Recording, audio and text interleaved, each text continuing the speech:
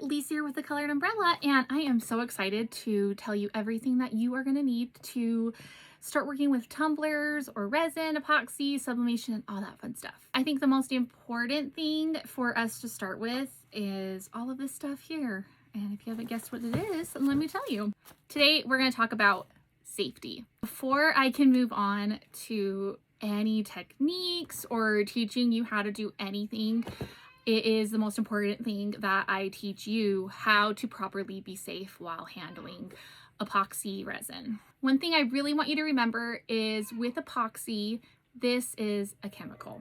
You're basically doing science experiments as a craft. Now, every single bottle of epoxy that you get is going to have instructions on it. If you're just starting, I definitely recommend that you read these. Every single one has one thing in common. They're all telling you that you need to wear PPE, or personal protection equipment. So story time. I've been working with epoxy for about 3.5 years. I've been in business for a lot longer than that, but exclusively working with epoxy for about 3.5 years. During that time, I thought I was fine. I don't need to wear a mask. I'm totally good. My workspace is big. I have windows. Pretty well ventilated. Like, I'll be totally fine. After 2.5 years, like, that's a long time. 2.5 whole years of working with it, like daily, sometimes all day, constantly working with it, I developed a very severe allergy. Like, let me show you.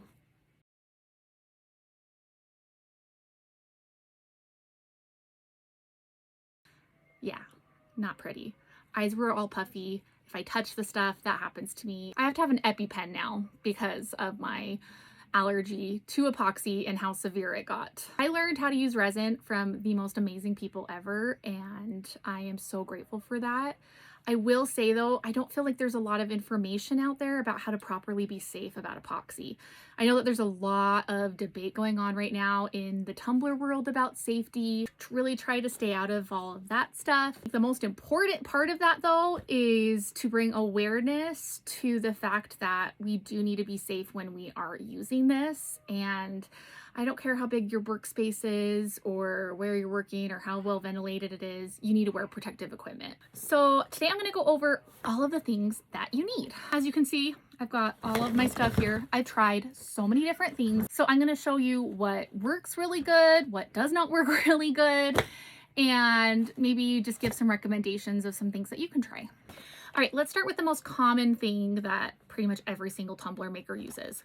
Gloves. There's so many different ones out there. Which one should you use? With epoxy, there's a few ways that you can spread it. The most popular way of doing that is by using your hand and just evening it out with that. A lot of people use these. I actually used this for like 1.5 years before I ventured out to try with my hand because I don't know why I was terrified of doing that. But no matter what you do, even if you're not putting your hands on that cup, you have to wear gloves. Okay, so there's a few different kind of gloves. There's like these kind. They're the really cheap ones. I've gotten these with some like things that I've bought online. These are terrible. I'm just gonna start off by saying that. I feel like I have a Ziploc bag on my hand. I can barely move. So if you're looking at gloves, I know that these are a really cheap option, but don't use those. Like, ugh. Next is these kind of latex rubbery gloves, like the reusable ones. These don't work so good with epoxy, but I do love these when I'm sanding epoxy. Well, that way I'm not like wasting rubber gloves and I can reuse these, and they're washable, so it's nice. But yeah, don't use these when spreading epoxy, but these kind are really good when you're sanding. The next kind is kind of a popular one. It's these, it's a little bit thicker. They're really big, and I am not a fan of the bigger gloves. If you want to have an easier time spreading your epoxy, get your glove as tight as you can, and that is not going to do it. That's just going to make a big old mess. So the kind of gloves I used for a really long time were these ones, and I actually get them from Costco. You can get, I think it's like 600 of them, and it's about like $20 maybe.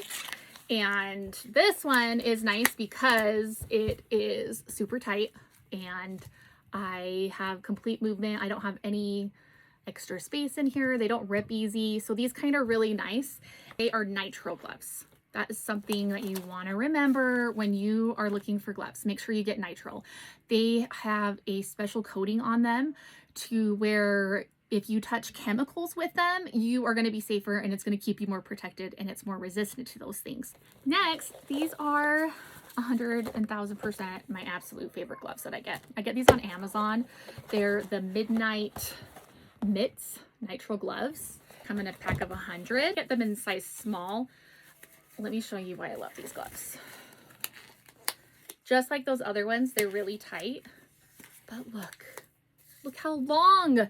They go so far down, so you don't risk getting any epoxy on your wrists or your arms. Because for me, even if epoxy touches me anywhere, it immediately breaks out into a rash and it gets super itchy. So definitely, these are so nice to have. If you are working with epoxy and you have noticed, because that's how mine started out, where I would get epoxy on me and then I would notice like a little red spot was showing. And then I would just kind of get bad allergies and I didn't think anything of that. I had that for about 6 months before it like really exploded. So if you notice that you are starting to get like red spots where epoxy's touching, that's when you need to be careful. Yes, love these, and they don't rip, which is the best part. Unfortunately with gloves, I've never been able to find a reusable option. I always feel bad wasting and throwing lots of things away, but unfortunately with epoxy, most of the things, there are things you're just gonna have to throw away. I reuse what I can, what I can't, I recycle if I can. But yes, definitely get gloves. Next, let's talk about protecting you and your clothing. If you get epoxy on your clothes, you're gonna discover really quickly it doesn't come off. And you can try as quick as you can to kind of salvage it and hurry up and put some like acetone or rubbing alcohol on a paper towel and rub it off, but that shirt's never going to be the same. I've ruined so many clothes. So what I started using is an apron, and I like this one because it's oil resistant and water resistant, so when I put it on, my clothes are protected. On top of that, if I want to be extra protected, I wear these, and these you actually can put on your arm and it protects your skin and your clothes underneath. I really like this if I'm doing like a big row of cups and I'm just going to be just doing a ton and I don't exactly have time to just be careful and make sure I'm not getting it on me at all. Because sometimes it's messy. And so I always wear these when I'm doing big things because it helps protect my skin and it's just that extra layer of protection. These aren't like necessary, like you don't have to have these, but I use them mainly because of my allergies. But if you are going to be working with large batches and you don't want to ruin your clothes at all, this is definitely a really good option. Okay, now let's talk about eyewear. So when you're working with epoxy, there's a few times you want to make sure that you have eye protection on. First is, and most importantly, is when you are sanding a cup. When you are sanding epoxy, that dust is flying everywhere.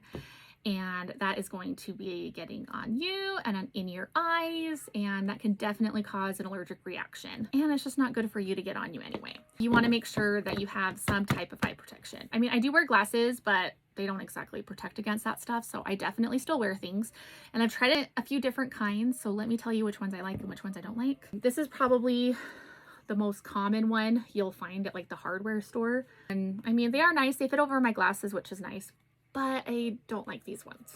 Let me tell you, when I put these on, I feel like I can't really see like everything around me and I have to be looking at the cup directly down, so I mean, these are nice if I'm just doing something really quick and sanding or spray painting. I need to really see what I'm doing. I don't like these ones. Next up, I have these kind, and look how cute these are. I got these on Amazon and I like these because they have covers at the top of the eyes and on the sides. So when you put these on, it is protected. Oh, and they're cute, so that always helps as well. But I do like these ones a lot. They do fog easy though if I have a mask on because there's not really much right here.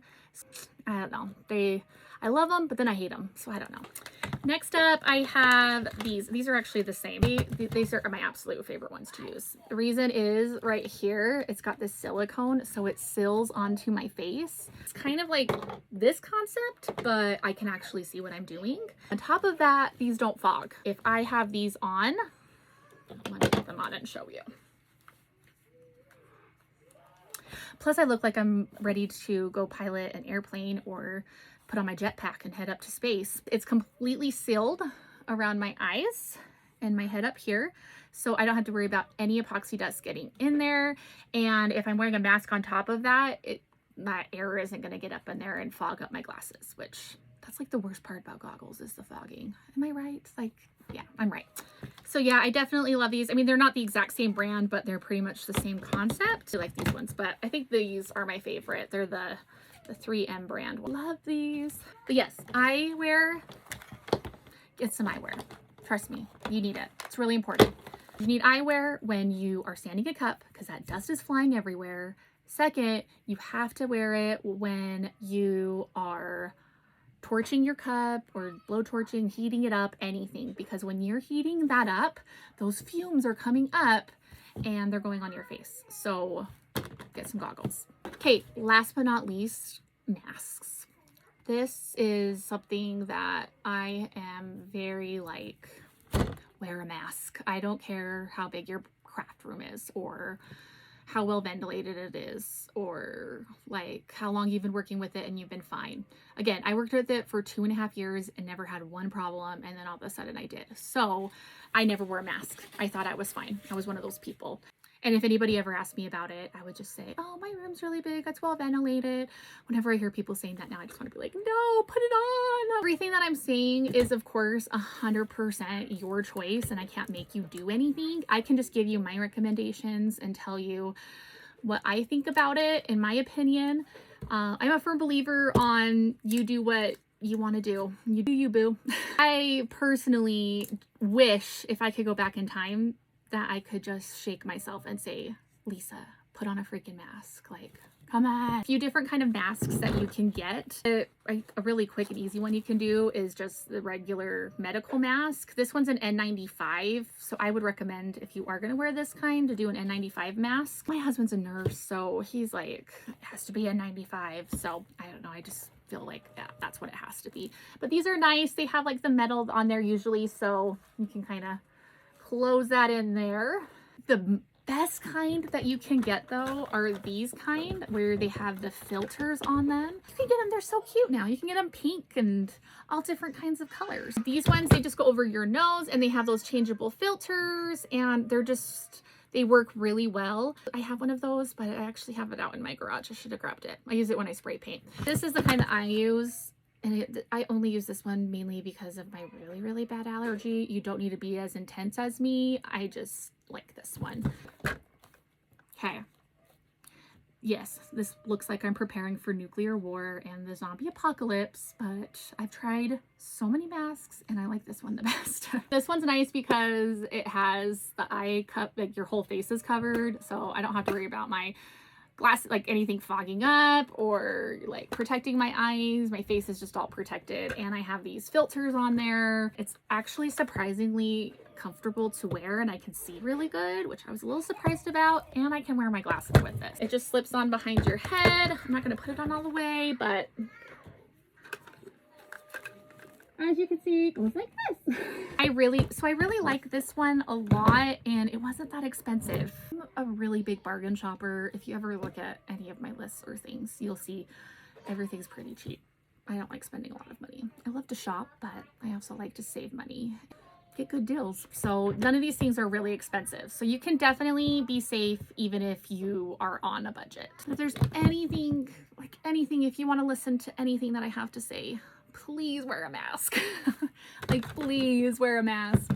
Again, I wish I could go back in time and make myself wear a mask and not be one of those people that thought, oh, that will never happen to me, I'll be fine. Because yeah, I was not. But yes, even if, like, honestly, even if you're just wearing like a fabric mask or just like something, I don't even care. Just put something on. Just protect yourself. My craft room is personally, I feel like it's my safe space. It's where I go to create things, to just kind of escape the craziness of the day. I always want to make sure that I set myself up to be successful and to be safe. Before I teach you anything, I wanted to make sure that we go over how important safety is. If you have any questions on anything that I talked about, let me know. If you ever have any questions about like allergies for it, if you think you might be developing one, please let me know. There's like hardly anything out there about it. It took me forever to figure out that I was allergic to epoxy. If you have any questions on it, just let me know. Next time, we will be diving in to epoxy basics. So get excited for that, and have a wonderful day and happy crafting. Be safe.